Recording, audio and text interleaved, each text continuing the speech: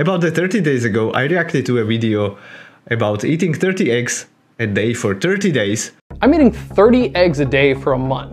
By What I've Learned YouTube channel. And some of you agreed with me, some of you disagreed with me with my conclusions that I presented in this short caption, but I'm happy because the guy followed through. He did this fun experiment on himself and now he's reporting back.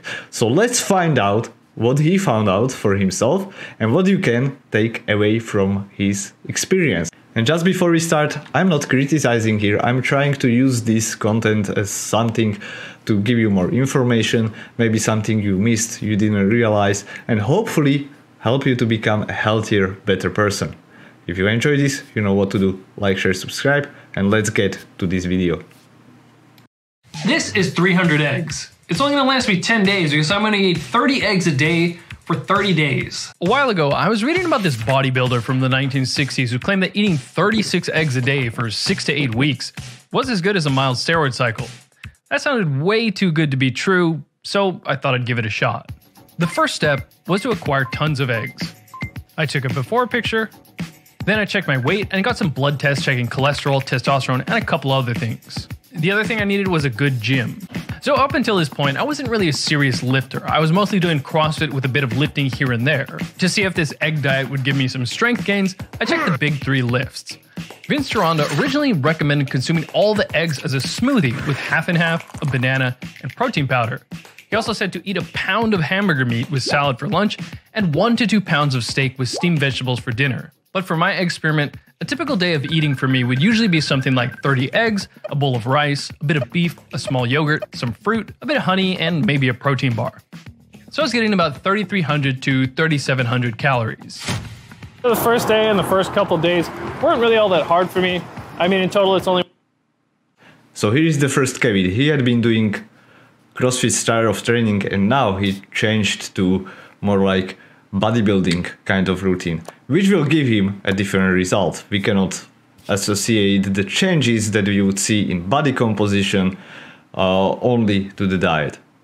For dinner. But for my experiment, And my girlfriend asked me to sleep on the sofa because the flatulence was keeping her awake. I was really worried here because I still had 750 eggs to go, so I was really hoping something else was the issue. 700 calories. The first day and the first couple days weren't really all that hard for me. I mean, in total, it's only about 3,500 calories. And since I'm doing all that lifting, I'm getting really hungry. So it's not like a massive amount of food to eat.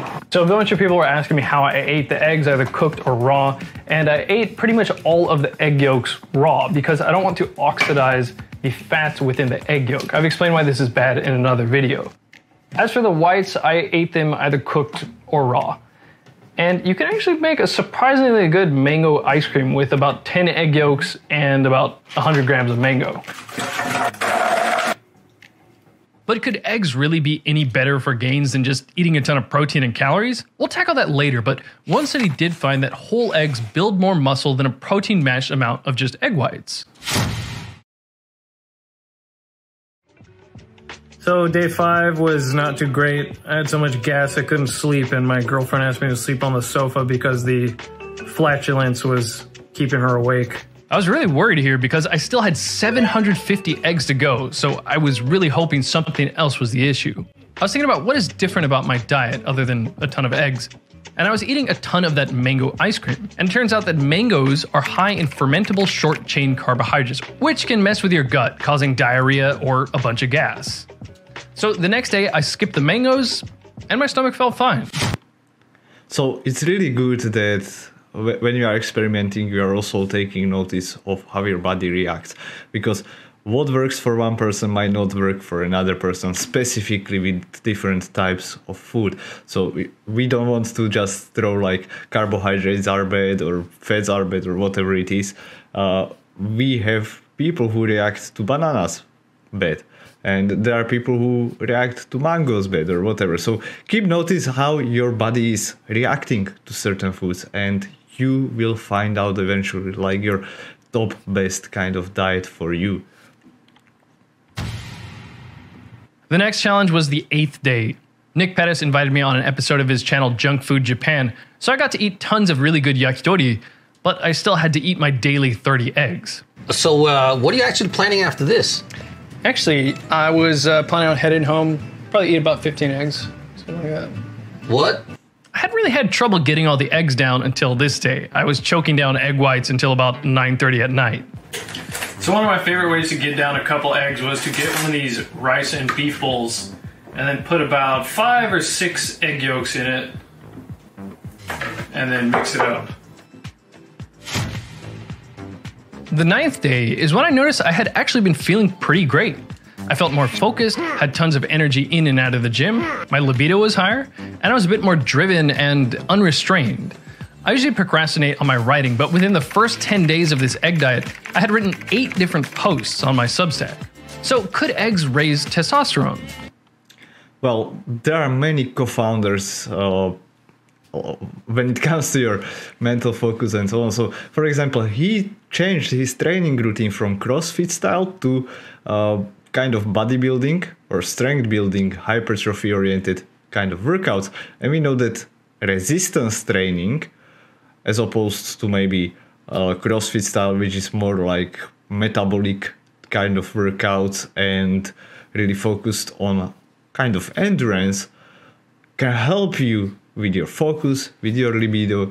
Maybe you are not expending as much energy, you are not as tired after these workouts. I don't know what his case was, but just throwing it out there. There are many covariables besides just the diet that influence how you feel, how you think, and how you perform. Although diet plays a huge role. Well, 30 eggs gives me 190 grams of protein, 150% the daily value of vitamin A, 120% the vitamin D, tons of B vitamins, a crap ton of choline, and plenty of minerals. All of these arguably support muscle growth in one way or another, but 30 eggs also gives you tons of cholesterol, 2100% the daily value, and tons of saturated fat, 45 grams. Dr. Juan Carlos Casano presents in his article on the Vince Gironda egg diet a study that suggests that more saturated animal fat will increase concentrations of testosterone and free testosterone. Another study found that low saturated fat was associated with reduced testosterone production. You put your saturated fat to 0, your testosterone will drop. There's no question about it. We only hear about bad things about cholesterol, but it's actually necessary for producing hormones like testosterone. In a 2017 review, the author said that the reason people see a rise in testosterone on a ketogenic diet may be because of the increased intake of cholesterol. Or because they change their diet, they actually start caring about themselves. Maybe they introduce their physical activity, they start exercising more, and that can be the reason. Now, I mean, cholesterol might play a role in this like whole equation, but I would not put it like it's only about increasing your cholesterol intake, and I would not advise doing that unless you have like nearly 0 cholesterol intake. Dietary cholesterol is vital for hormone production. Butter, red meat from good sources. There it was skipped that part that cholesterol is vital, but our bodies endogenously, so within body, produce enough cholesterol for our own functioning. On the other hand, if we consume cholesterol, if you are a healthy person, if you don't have like genetic variations that predispose you to increased absorption of dietary cholesterol, you shouldn't be worried about eating eggs or red meat or anything like that. Because when we actually increase our cholesterol consumption, our production within the body decreases. Our body is really great at regulating that. Wonderful. Eggs are really good. For a while, things were going really great for me. I continued to feel focused with tons of energy and was getting a lot stronger in the gym. Good. At one point, I was eating all 30 eggs raw for about 6 days straight. Then on the night of the 20th day of this experiment, after I had finished all 30 of my raw eggs, I found myself stuck in the bathroom for over an hour. I was really constipated and my stomach kept painfully cramping up. Standing up made the cramps even worse, but at some point I had to get up because I also needed to puke. Or maybe also increase fiber content of your food, a little bit of more veggies. I took a bath to soothe my queasy stomach and went to sleep. With 10 more days and 300 more eggs to go, I really needed to figure out what was going on. I knew raw egg whites contain this stuff called avidin that can deplete vitamin B7, causing skin or nail issues, but those 30 egg yolks would give me 900% the daily value of B7, so I figured I'd be okay if I didn't cook every single egg white. However, raw egg whites also contain trypsin inhibitors. And trypsin inhibitors have been found to cause inflammation and stomach issues for certain sensitive people. It was a bit of a guess, but I figured I'd try cooking all of the egg whites to see if that would help. Luckily, this seemed to do the trick, and I didn't have any more stomach issues. But now I had to eat 30 cooked egg whites. Like, for example, I'm not really a fan of micromanaging nutrition such as this, because many times we can look at nutrients, like he's mentioned trypsin inhibitors and so on, and they can play a huge role, especially if you are like eating 30 eggs a day. But if you are eating just, maybe 5 eggs a day or 3 eggs a day, would it apply to you as well? I don't think so. So we can go down, like deep down the rabbit hole, trying to figure out like the perfect diet, the perfect kind of micronutrient, macronutrient ratios and everything. And most of the time it will be just a waste of time, because body is super complex. It has different ways how to manage all those fluctuations in the body, and you pull one string and another 3 or 10 strings get pulled. So yeah, just focusing on one small thing at a time doesn't make sense. Eat whole food diet predominantly, eat balanced diet, variety of food, and that's the what we see being repeated again and again and again. Trust me, for whatever reason, cooked egg whites are way more filling and a lot harder to get down than raw egg whites.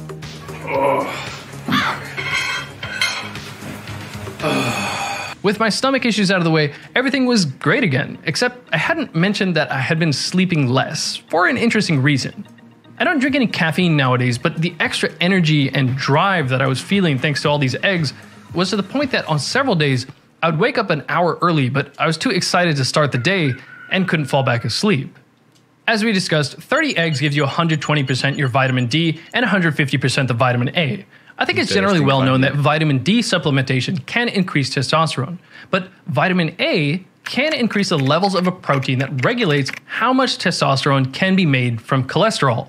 While this is really interesting, we can't say that you can eat tons of vitamin A and expect to get more and more testosterone. Though one study on 155 twins found vitamin A intake correlated with testosterone levels, and another study was looking at how to induce puberty in boys who weren't developing as fast as they should. They found supplementing a combination of vitamin A and iron to be as good as supplementing actual testosterone for inducing puberty in these boys.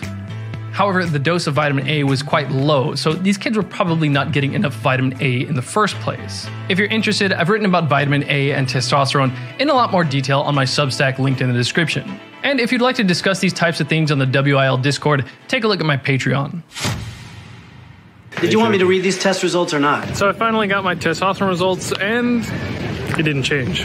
This was kind of surprising to me because my mood, focus, libido, and energy all made it seem like I had higher testosterone, but apparently not.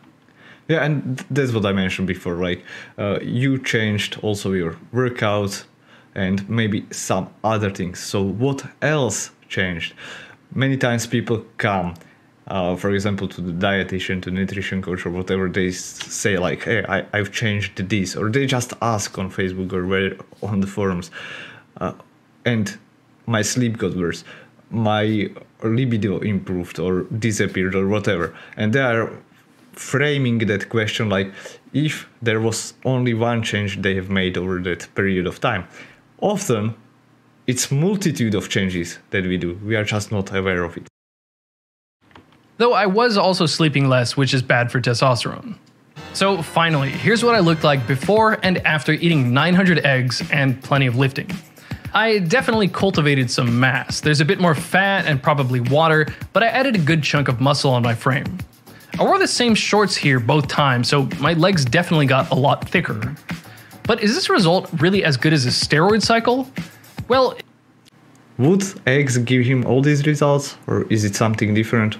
So as you can see, it's like kind of fun experiment, and I'd argue that you can get the same, if not better results eating, let's say, better, more appropriate, more varied diet, and you would get the same or even better results. It was a decent bulk, but I really don't think anybody is going to be making a natty or not video about me. Maybe the result would have been more impressive if I did it for the 6 to 8 weeks Vince Durando recommended, or if my lifting routine was more on point. I thought I was lifting pretty well, but about 20 days in, my buddy Etienne restructured my routine to optimize it more for hypertrophy, and right away it felt like it was a lot more effective than what I was doing. As for my weight, I gained about 6 kilos or 13 pounds. My max deadlift started at 120 kilograms, 265 pounds, and went up to 140 kilograms, 309 pounds. So these are pretty nice changes, but over the period of 30 days, this can be also due to neurological adaptations to training. So when you start lifting, you don't really build muscle, but you just get better at these movements, or you get better at lifting weights. You can use more of the muscles that you already have, so you can activate more of that muscle mass. And obviously he gained some muscle, I'm not denying that, but how much of that weight that he gained was actually muscle? My max bench started at 100 kilograms, 220 pounds, and went up to 110 kilograms, 242 pounds. My max squat started at 95 kilograms, 206 pounds, and it went up to 115 kilograms, 254 pounds. Here, read the results.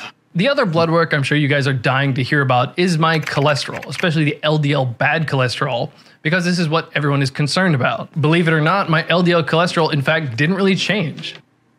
I believe. I got my blood checked at the start of the egg experiment, 1 week in, and at the end of the 30 days. My LDL cholesterol went from 102 to 108 in the first week, which is a negligible change. And then 3 weeks later, it was still 108. Yeah, that is the regulation that our body does. If you are a healthy person, if you don't have like genetic predispositions related to cholesterol absorption, then it will not change. The production of your own cholesterol goes down as your dietary cholesterol goes up. Eating 690 more eggs did not change my LDL so-called bad cholesterol. Don't you worry about cholesterol? I don't worry about anything anymore. In fact, my HDL good cholesterol improved. It went from 37 to 43 in the first week, and was 45 at the end of the month. And my triglycerides, which you generally want to be as low as they can get, went from 87 all the way down to 44 in the first week. At the end of the month, they were down to 39. Even my kidney function got a tiny bit better. My creatinine, which you want to be lower, went from 0.78 to 0.74, and I ended the month at 0.71. A couple people were asking me, would you eat that many eggs again? Well, I kind of have to. I bought all these extra eggs so I could take this sweet shot. But honestly, I think I might do this again if I needed to bulk up. So what are some of the takeaways that you got from this video? Is there anything new that you've learned? Is this something that you would like to try? Well, if you enjoy videos like this, like, follow, and possibly share with somebody who might enjoy it as well. But I would also like to invite you to join my newsletter, where every week I cover topics related to health, sports performance, and healthy lifestyle. Link will be down in the description, or you can visit it directly at weiss.eu/newsletter. See you in the next video or podcast episode, however you got to this.